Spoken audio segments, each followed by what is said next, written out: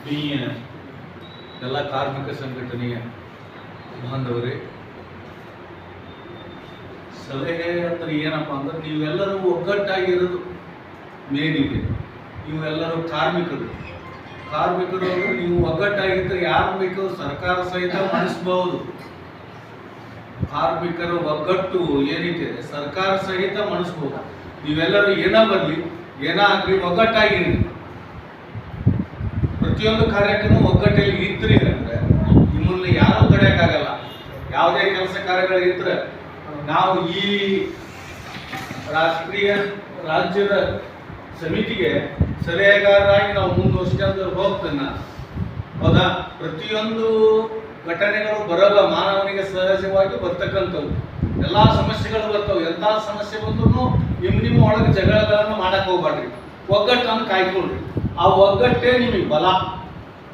ಆ ಒಗ್ಗಟ್ಟನ್ನು ಹೇಗೆ ತೋರಿಸ್ಬೇಕು? ಒಂದು ಯಾವುದಾದ್ರೂ ಕಾರ್ಯಕ್ರಮ ಇತ್ತು ಅಂತಂದ್ರೆ ಎಲ್ಲರೂ ನೀವು ಕೂಡಿ ಒಗ್ಗಟ್ಟಾಗಿದ್ರೆ ಆ ಕಾರ್ಯಕ್ರಮ ಯಶಸ್ವಿ ಆಗ್ತದೆ. ಎಂಥ ಸಮಸ್ಯೆಗಳು ಇರಲಿ ನಿಮ್ಮಲ್ಲಿ ಅವನ್ನ ಬಯಲಿ ತರಬಾಡ್ರಿ.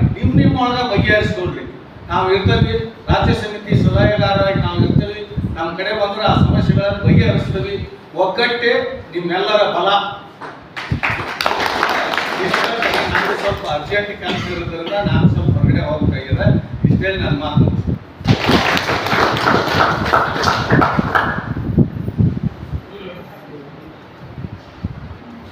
ಅದೇ ರೀತಿ ಹಾವೇರಿ ಜಿಲ್ಲಾ ನಗರ ಘಟಕದ ಅಧ್ಯಕ್ಷರಾಗಿ ಆಯ್ಕೆ ಮಾಡಿದಂಥ ಮೊದಸಾಬ್ ಪತ್ತೆಕಾರ್ ಅವರು ಇವರು ಕೂಡ ಈ ಸಂಘಟನೆ ವಿಚಾರವಾಗಿ ಕೆಲವೊಂದು ಮಾತುಗಳನ್ನು ತಿಳಿಸಿಕೊಳ್ತಾರೆ.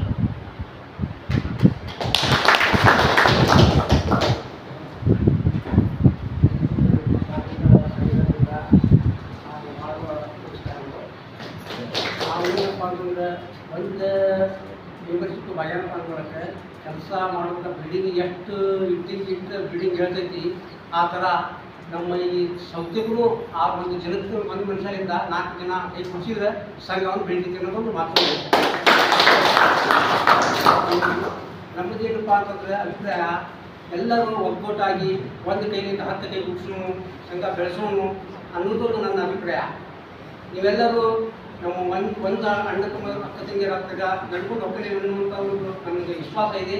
ಅದರ ಒಂದು ಅಭಿಪ್ರಾಯದಿಂದ ನಾವು ನಿಮಗೆಲ್ಲರಿಗೂ ತಿಳ್ಕೊಳ್ತಾ ಇದ್ದೀವಿ.